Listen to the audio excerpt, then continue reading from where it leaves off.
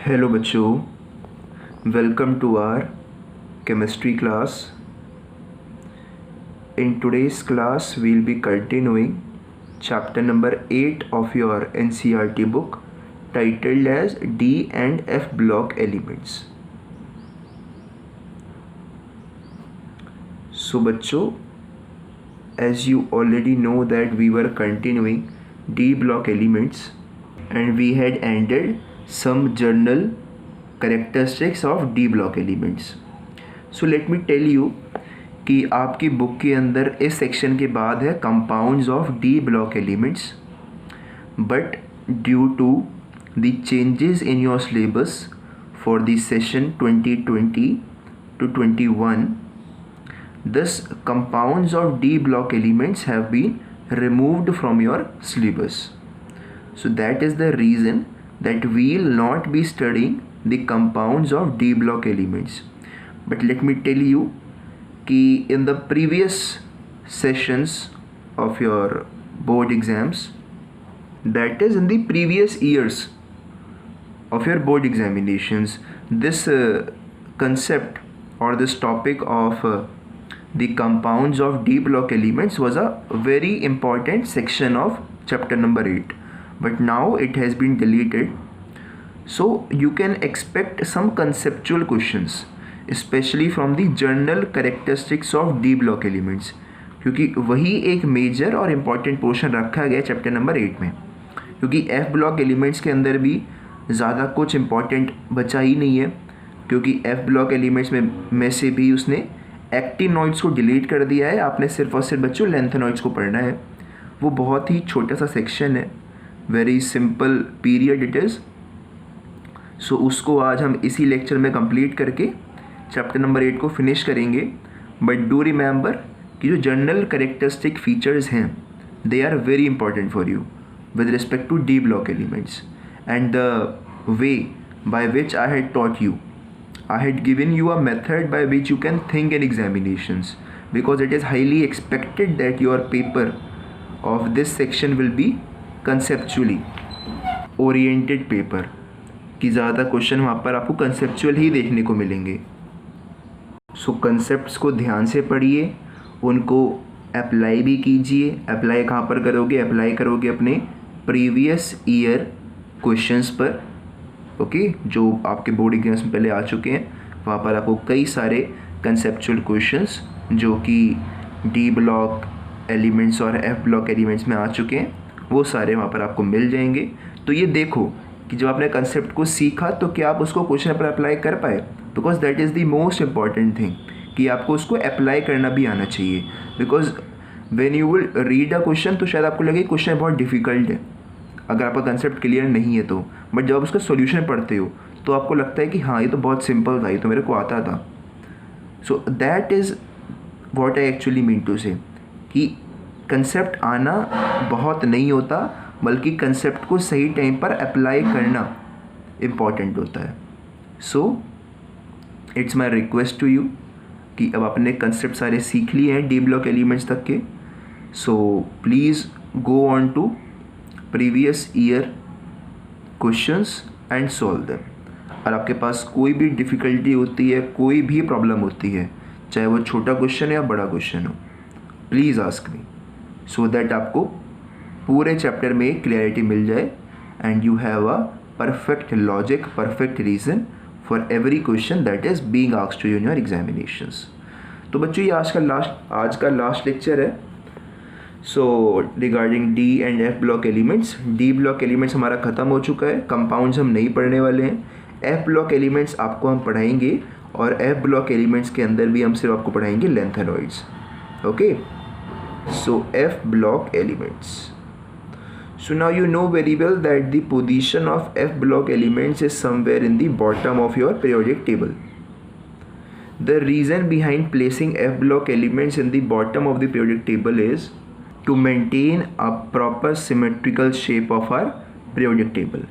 क्योंकि आपको बच्चों ये बात पता होनी चाहिए कि when I'm talking about F block elements, तो इस ब्लॉक के अंदर एक पीरियड में, ध्यान से सुनना, इस ब्लॉक के अंदर एक पीरियड में कितने एलिमेंट्स होंगे? एक पीरियड में कितने एलिमेंट्स होंगे एफ ब्लॉक एलिमेंट्स वाले ब्लॉक में? सो आप कहोगे सर 14 एलिमेंट्स होंगे। आप ऐसा क्यों कहोगे? आप ऐसा इसलिए कहोगे क्योंकि जो एफ ब्लॉक एलिमेंट्स होते हैं इनके अंदर जो आउटर मोस्ट आपका इलेक्ट्रॉन होगा वो एंटर करता है बच्चों एफ ऑर्बिटल में। सो कितने बार इलेक्ट्रॉन एंटर कर सकता है in the F orbital? 14 times differently the electrons can enter in your f orbital. So that is the reason that you have 14th elements in the period of f block elements. या फिर आप इसको ऐसे भी समझ सकते हो कि आपके पास 14 ग्रुप्स होते हैं under f block elements. But that is not a correct way of saying, because for f block elements we have not designated any groups. सो आप बच्चों खुद इमेजिन कर सकते हो कि हमने एफ ब्लॉक एलिमेंट्स कहाँ से उठाए हैं। ये हमने उठाए हैं ट्रांजिशन एलिमेंट्स में से, यानी कि डी ब्लॉक एलिमेंट्स में से हमने उठाए हैं from the period number 6 and from the period number 7। ठीक है, पीरियड नंबर 6 में से हमने एफ ब्लॉक एलिमेंट्स को उठाया, पीरियड नंबर 7 में से हमने एफ ब्लॉक एलिमेंट्स को पिकअप किया है। तो now just try to imagine कि अगर हम इनको अलग से प्लेस नहीं करते तो हमारा जो पीरियड नंबर 6 और पीरियड नंबर 7 है इन दी पीरियोडिक टेबल वो कितना लेंदी होता, क्योंकि पहले से ही आपके पास 18 ग्रुप्स वहाँ पर हैं और आप 14 ग्रुप्स और ऐड करते। सो 18 + 14 इज इक्वल 32। सो आपके पास बच्चों 6th और 7th पीरियड के अंदर 32 ग्रुप्स होते जो कि आपके पूरे पीरियोडिक टेबल की सिमेट्री को, उसके शेप को स्पॉइल कर देते। So to prevent the 6th and 7th period from getting bulky and to maintain a proper shape of the periodic table, F block elements have been kept separately in the periodic table. So मैं समझता हूँ कि आप अच्छे समझ चुके हो reason कि वाई F block elements को हम नीचे प्लेस करते हैं। ये बात ध्यान रखना कि F block elements के अंदर 14th एलिमेंट्स, एक पीरियड के अंदर 14 एलिमेंट्स ही क्यों होते हैं। ठीक है, ये छोटी छोटी बातें हैं जो आपसे कोई भी पूछ सकता है and you must know this. So now let's talk about this series of F block elements. तो बेसिकली बच्चों दो सीरीज़ होती हैं एफ ब्लॉक एलिमेंट्स के अंदर। वो होती है एक लेंथेनॉइड्स जिसको आपको आज हम पढ़ाएंगे, और दूसरी होती है बच्चों एक्टिनॉइड्स। दैट इज़ कि एफ ब्लॉक एलिमेंट्स के अंदर सिर्फ दो ही पीरियड होते हैं, एक होता है लेंथेनॉइड पीरियड, एक होता है एक्टिनॉइड पीरियड। और इन दोनों ही सीरीज़ के अंदर आपके पास 14 एलिमेंट्स होते हैं। अब बात करते हैं कि इनका नाम लेंथेनॉइड और इसका नाम एक्टिनॉइड ही क्यों रखा गया। सो बच्चों जो ये पहली सीरीज़ है लेंथेनॉइड की जो सीरीज़ है, इसके एलिमेंट स्टार्ट होते हैं फ्रॉम द एलिमेंट लेंथेनम। जो पहला एलिमेंट का नाम है इस सीरीज़ का, लेंथेनॉइड सीरीज़ का, वो है बच्चों लेंथेनम। और इसके बाद आते हैं आपके बचे हुए 13 एलिमेंट्स। ठीक है, सॉरी आई थिंक कि मैंने अभी 13 एलिमेंट्स बोला, इसके बाद फॉलो करते हैं, बट इसके बाद बच्चों 14 एलिमेंट्स आपके फॉलो करते हैं जो एक्चुअली में आपके एफ ब्लॉक के एलिमेंट्स हैं, वो लेंथेनम के बाद आते हैं। ठीक है, लेंथेनम आपका स्टार्टिंग एलिमेंट होता है, starting element before F block elements. ठीक है, ये जो लेंथेनम जो एलिमेंट है it is actually an element of D block. ठीक है, लेंथेनम एक एलिमेंट है जो कि डी ब्लॉक एलिमेंट्स का एलिमेंट है, बट जो प्रॉपर्टीज़ आपकी इस एलिमेंट की होती हैं, जो प्रॉपर्टीज़ आपके लेंथेनम एलिमेंट की होती हैं, वही सेम प्रॉपर्टीज़ रिजेंबल करते हैं ये आपके बचे हुए 14 एलिमेंट्स जो कि एफ ब्लॉक एलिमेंट्स का पार्ट है। आई होप कि आप समझ चुके हो बच्चों बिना किसी कन्फ्यूज़न के कि लेंथेनम एक ऐसा एलिमेंट है जो डी ब्लॉक का पार्ट है, यानी कि जो इसका आउटर मोस्ट इलेक्ट्रॉन है वो डी ब्लॉक के अंदर आकर के फिल होता है, और इसके बाद जो 14 एलिमेंट्स आते हैं उनको हम बोलते हैं lanthanoids. Why? Because these 14 elements of the F block have similar characteristics and properties as compared to lanthanum। तो उस वजह से हम इसको लेंथेनॉइड्स सारे एलिमेंट्स को मिला करके बोल देते हैं। वही सेम रीज़न है बच्चों एक्टिनॉइड्स का। ठीक है। सो आई होप कि आप समझ चुके हो कि हम इसको लैंथेनॉइड्स क्यों बोलते हैं। बट ध्यान रखना, लैंथेनम एक ऐसा एलिमेंट है जो डी ब्लॉक में आता है, उसके बाद फॉलो करने वाले 14 एलिमेंट्स आपके एफ ब्लॉक एलिमेंट्स का पार्ट होते हैं। सो बच्चों, ये कुछ जनरल बातें थी जो आपको पता होनी चाहिए कि एफ ब्लॉक एलिमेंट्स के अंदर कौन सी सीरीज़ हैं, इनका ये नाम क्यों है, इसके अंदर कौन से एलिमेंट्स आते हैं, कितने एलिमेंट्स आते हैं, और ये हमारे पीरियोडिक टेबल से अलग नीचे क्यों रखे गए हैं। ठीक है, ये कुछ बेसिक बातें थी जो आपको पता होनी चाहिए थी। अब हम चलते हैं सीधे अपने मेन लेक्चर पर, विच इज़ लैंथेनॉइड्स, कि हमें आज पढ़ना है बच्चों लैंथेनॉइड्स के बारे में। So lanthanoids, as I already told you, किसके अंदर 14 एलिमेंट्स आते हैं। So first of all let's talk about the general electronic configuration of lanthanoids. So the general electronic configuration of lanthanoids is N-2 F1 to 14 N-1 D 0 to 1 NS2. ये आपके पास बच्चों general electronic configuration होती है F block elements की। तो आप देख पा रहे हो कि जो आपका F ब्लॉक, जो आपका F ऑर्बिटल है, वो कौन से ऑर्बिट में आके फॉलो करता है। It is in the N-2 orbit. यानी कि अगर मैं बात करूं लैंथेनॉइड्स के बारे में, सो लैंथेनॉइड्स किस पीरियड में आते हैं, तो आप कहोगे सर लैंथेनॉइड का जो पीरियड होता है N की वैल्यू वो 6 होती है। The value of N for lanthanoids is 6। क्यों? क्योंकि ये 6th पीरियड में आता है। तो इस N को हम वही बोलते हैं, N is the period in which the element is following. So इसका पीरियड क्या है बच्चों? 6 है। तो बताइए ये किस F ऑर्बिटल को, जो इसके इलेक्ट्रॉन्स हैं लैंथेनॉइड्स के, ये किस F ऑर्बिटल को ऑक्यूपाई करेंगे? तो बच्चों ये 4F ऑर्बिटल को ऑक्यूपाई करते हैं। ठीक है, जो लैंथेनॉइड के एलिमेंट्स के आउटर मोस्ट इलेक्ट्रॉन है वो किस F ऑर्बिटल को ऑक्यूपाई करते हैं? वो 4F ऑर्बिटल्स को ऑक्यूपाई करते हैं। यूजिंग अबाउ प्रिंसिपल आप इन्हें फिल करते हैं कि आप पहले उन ऑर्बिटल्स को फिल करते हैं जिनकी कम एनर्जी होती है, फिर आप ज़्यादा एनर्जी वाले ऑर्बिटल्स पर एंटर आते हैं। सो दैट इज़ द रीज़न कि हम 4F पर इतनी लेट पहुंच पाते हैं। सो नाउ आई होप कि आपको बच्चों अच्छे से क्लियर है ये लैंथेनॉइड्स की जनरल इलेक्ट्रॉनिक कन्फिगरेशन। मैं आपको एक एग्जाम्पल देख करके समझा देता हूँ कि आप कैसे इन एलिमेंट्स की इलेक्ट्रॉनिक कन्फिगरेशन को लिखते हो, वैसे एग्जाम में आता नहीं है। So I am basically talking about cerium. This is the first element after lanthanoid in your, after lanthanum in your lanthanoids. तो बच्चों सीरियम का एटॉमिक नंबर होता है 58। सो इसकी जो इलेक्ट्रॉनिक कन्फिगरेशन होती है वो बेसिकली स्टार्ट होती है from 6s2, then it comes to 5d and then it comes to 6f।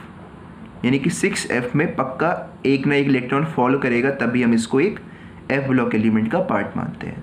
अब क्योंकि ये पहला एलिमेंट है F ब्लॉक एलिमेंट्स के लैंथेनॉइड सीरीज़ के अंदर, सो इसके पास बच्चों F ब्लॉक के अंदर एक इलेक्ट्रॉन होता है, D में 1 होता है और S में बच्चों 2 होते हैं। So this is the general electronic, और not the general but this is the electronic configuration of cerium. So I hope this electronic configuration is clear to you. कई सारे बीच में एक्सेप्शंस भी एग्जिस्ट करते हैं, बट आप क्लास 11th में अपने अच्छे से पढ़ रखा है कि आप कैसे फिल करते हो इलेक्ट्रॉन्स को। सो आपको बच्चों कोई भी प्रॉब्लम नहीं होनी चाहिए if you are asked to write the electronic configuration of a particular element and you are given the atomic number. Fine. So I hope कि आपका जो ये सेक्शन था इलेक्ट्रॉनिक कन्फिगरेशन ऑफ लैंथेनॉइड्स वो अच्छे से क्लियर है। बेसिकली आपको जनरल इलेक्ट्रॉनिक कन्फिगरेशन आनी चाहिए।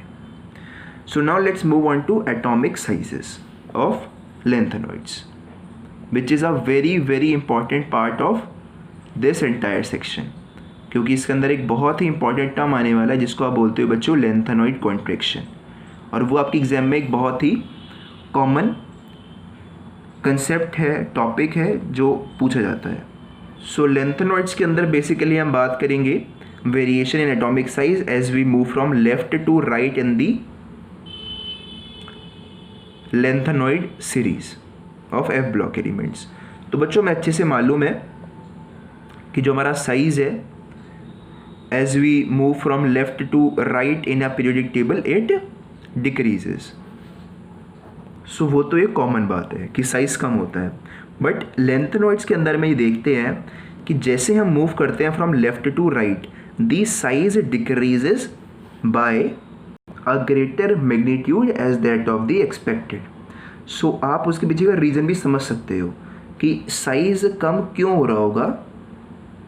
तो बच्चों साइज़ कम होने का रीज़न एक तो बेसिकली ये होता है कि जैसे हम मूव करते हैं from left to right in a period, so उस समय पर क्या होता है कि आपका जो इनकमिंग इलेक्ट्रॉन होता है वो सेम ऑर्बिट में एंटर करता है, जबकि जो आपका न्यूक्लियर चार्ज है वो कंटिन्यूसली बढ़ता रहता है।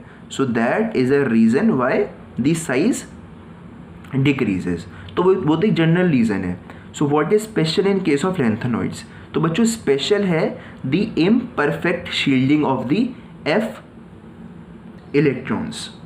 I hope you understand the meaning of imperfect shielding, कि हमें अच्छे से मालूम है कि एक एटम के अंदर क्या होता है, कई सारे आपके पास ऑर्बिट्स होते हैं, उन ऑर्बिट्स के अंदर क्या होता है, कुछ कुछ इलेक्ट्रॉन्स होते हैं।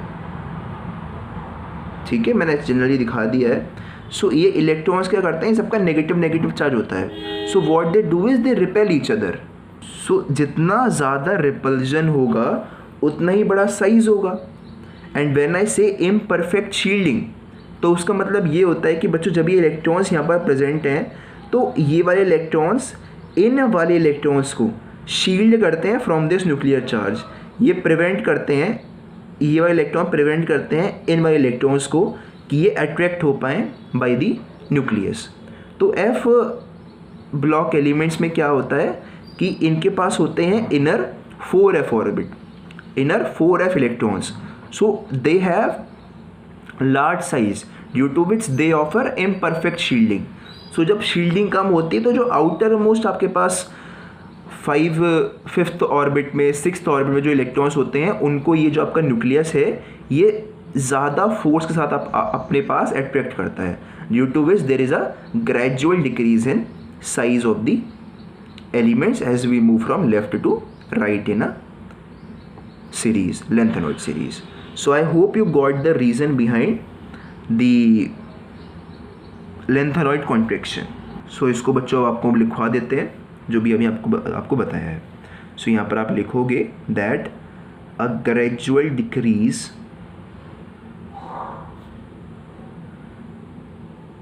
in atomic and ionic sizes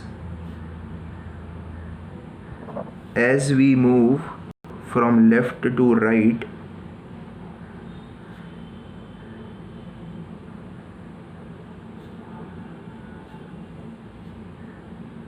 in the lengthenoid series is known as lengthenoid contraction। ये बच्चों बहुत ही इंपॉर्टेंट टर्म है, must remember it, lanthanoid contractions. ये तो हो गया बच्चों इसकी डेफिनेशन कि होता क्या है। Now let's talk about the reason behind it. So the reason is F electrons, और वी में से it is due to the imperfect shielding offered by F electrons to the other electrons. So it is due to imperfect, P है बच्चों ये, imperfect shielding offered by 4f electrons to the other electrons. So that is the reason which attributes to this behavior of lengthenoid contraction. और बच्चों ये जो property है lanthanoid contraction की, ये बहुत सारे चेंजेस लाती है in the chemistry of D as well as F block elements. So आप बच्चों इसको भी यहाँ पर लिख लीजिए, ये सारा कुछ लेंथेनॉइड कॉन्ट्रैक्शन के बारे में ही है। यहाँ पर थी डेफिनेशन, यहाँ पर था रीज़न, अब है इसके वजह से क्या क्या चेंजेस, क्या क्या कॉजेज़ ये ऑफर करता है हमारे पीरियोडिक टेबल के अंदर in the study of different elements. So आप लिखो it causes the radii of the members of third transition series. I hope कि आपको याद है कि थर्ड ट्रांजिशन सीरीज क्या होता है। मैंने अभी आपको पढ़ाया था when I was teaching you D block elements. Third transition series to be very similar to the second transition series। इसका एक बहुत ही अच्छा एग्जाम्पल मैं आपको दे चुका था under D blocks only, that was zirconium and hafnium, कि वो दोनों अलग अलग पीरियड्स में आते हैं, फिर भी उनका साइज़ आपस में करीब करीब बराबर ही होता है। एक का साइज़ है बच्चों 159 पिकोमीटर, एक का साइज़ है 160 पिकोमीटर, जबकि दोनों अलग अलग पीरियड्स में आते हैं। ओके, यानी कि एक यहाँ पर है सो अगला यहाँ पर है। जो अगला वाला एलिमेंट है जो अगले पीरियड में आता है उसमें बच्चों एक नया ऑर्बिट ऐड हो चुका है, तब भी उनका साइज सिमिलर आता है आपस में। रीज़न कौन सा होता है? यही lanthanoid contraction is the reason behind this irregular behaviour. तो आप चाहो तो इसको यहाँ पर भी लिखो दोबारा से, बहुत इंपॉर्टेंट क्वेश्चन है। Similar radii and hafnium. अब आपसे कोई पूछता है कि why does zirconium and hafnium has similar radii, तो आप कहोगे because of lanthanoid contraction, and that's it, that's your answer. So बच्चों एटॉमिक साइज के अंदर इतना ही इंपॉर्टेंट था। Basically lanthanoid contraction is the most important thing that you need to remember under the section of atomic size of F block elements और atomic size of lanthanoids. ठीक है, तो अब चलते हैं बच्चों इसके ऑक्सीडेशन स्टेट्स की तरफ। So before that please note this down, I am turning the page. So बच्चों now we will be talking about the oxidation states of lanthanoids. So बच्चों इसके अंदर ज़्यादा पढ़ने के लिए है नहीं, आपने सिर्फ एक ऑक्सीडेशन स्टेट याद रखनी है, that is the most stable oxidation state of lanthanoids and which is a +3 oxidation state. ये आपने कभी नहीं बोलना कि the most stable and the only stable oxidation state of lanthanoid is +3 oxidation state. So आप मैं यहाँ पर लिख देता हूँ उसको, that the principal oxidation state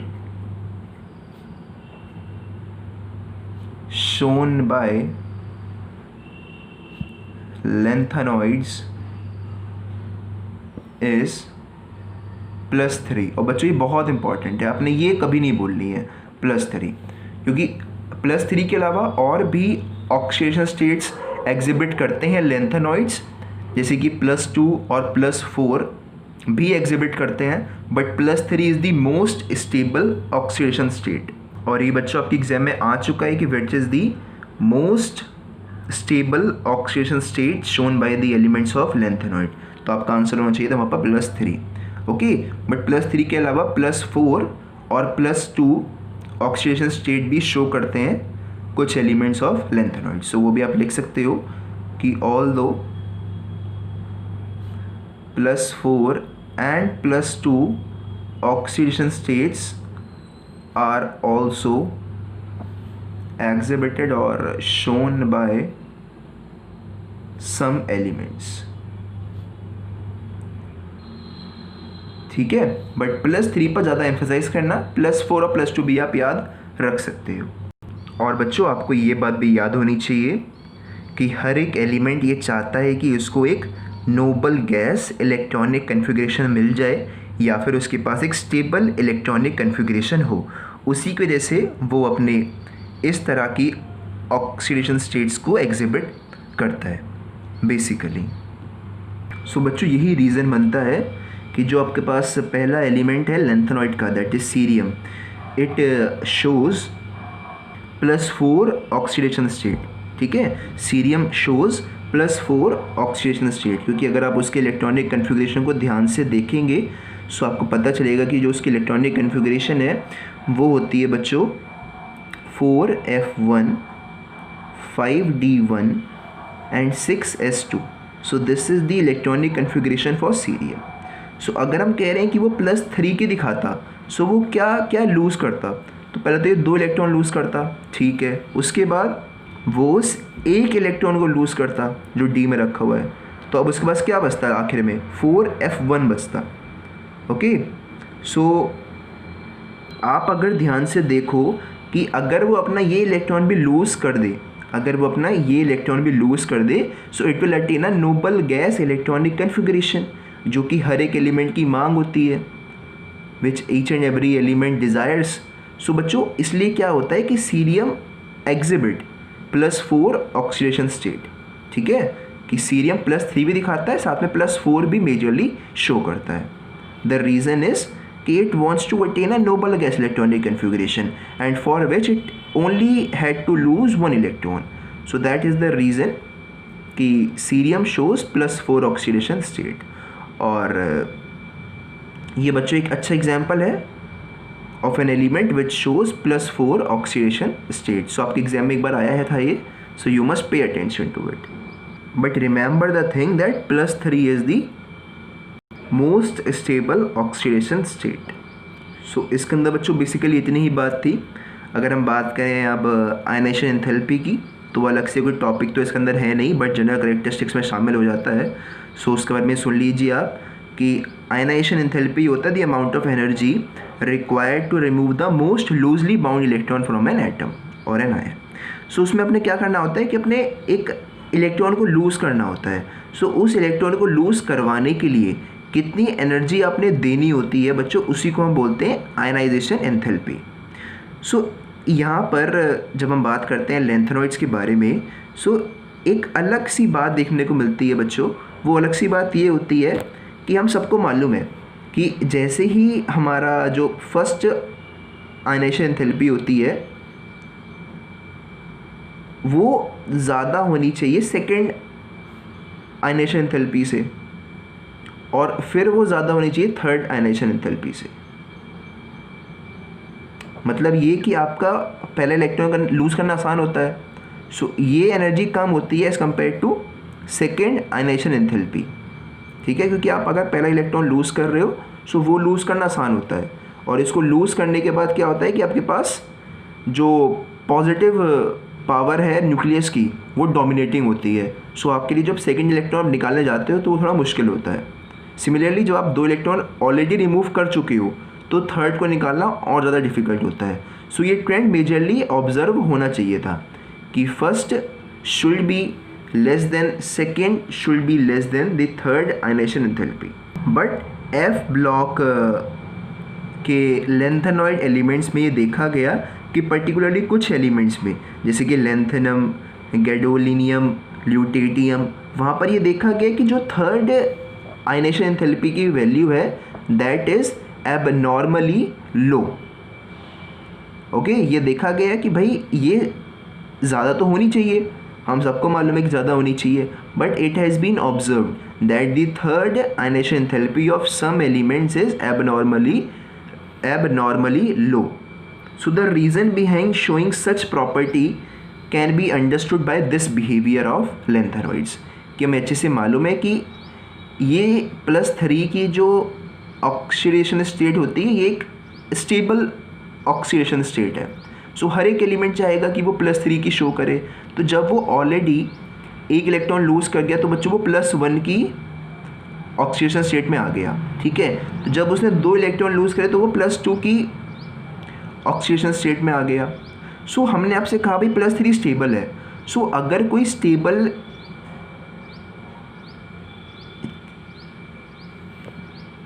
entity को फॉर्म करना चाहता है तो वो ईजिली अपने इलेक्ट्रॉन को लूज़ करवा देगा. So that is the reason that attributes to abnormally low value of the third ionization enthalpy of some elements that fall under lanthanoids. ठीक है, सो एक इम्पॉर्टेंट चीज़ थी जो हो सकता है आपके एग्जाम में आ जाए, तो आपको बच्चों ये बात याद रखनी है कि यहाँ पर एक छोटा सा एक्सेप्शन एग्जिस्ट करता है when I talk about the variation in ionization enthalpy of lanthanoids. So now let's talk about some physical properties, और उसी के साथ बच्चों हम एंड करेंगे अपने लेंथेनॉइड को। तो फिजिकल प्रॉपर्टीज़ इसकी बहुत ही सिंपल है। सो पहली जो इसकी प्रॉपर्टी है बच्चों ये है कि mostly all lanthanoids are soft white metals. ये इसकी पहली प्रॉपर्टी है दैट यू मस्ट रिमेंबर। अगली प्रॉपर्टी हम सबको मालूम होनी चाहिए कि with the increase in atomic number the hardness of an element increases. तो वही चीज़ यहाँ पर भी होती है that the hardness increases with increase in atomic number। अगली इंपॉर्टेंट प्रॉपर्टी इसकी बच्चों ये है that it is a good conductor of heat and electricity, that the lanthanoid elements are good conductors of heat and electricity. Now the property number 4 is that they all are basically metallic, that they all show basically metallic properties and have high melting and boiling points. So इसको आप लिख सकते हो that they have typical metallic structure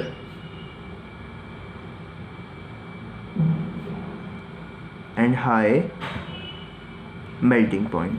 सो बच्चों 4 important physical properties हैं जो आपको याद रखनी होंगी रिगार्डिंग लेंथेनॉइड्स। वैसे एग्जाम में बहुत ही कम आती हैं, बट अगर आ जाती हैं तो आपको लिखना बहुत ही आसान होता है। So you can remember, specially ये एक ऐसी प्रॉपर्टी जो बच्चों को याद होनी चाहिए, इसको आप याद रख सकते हो।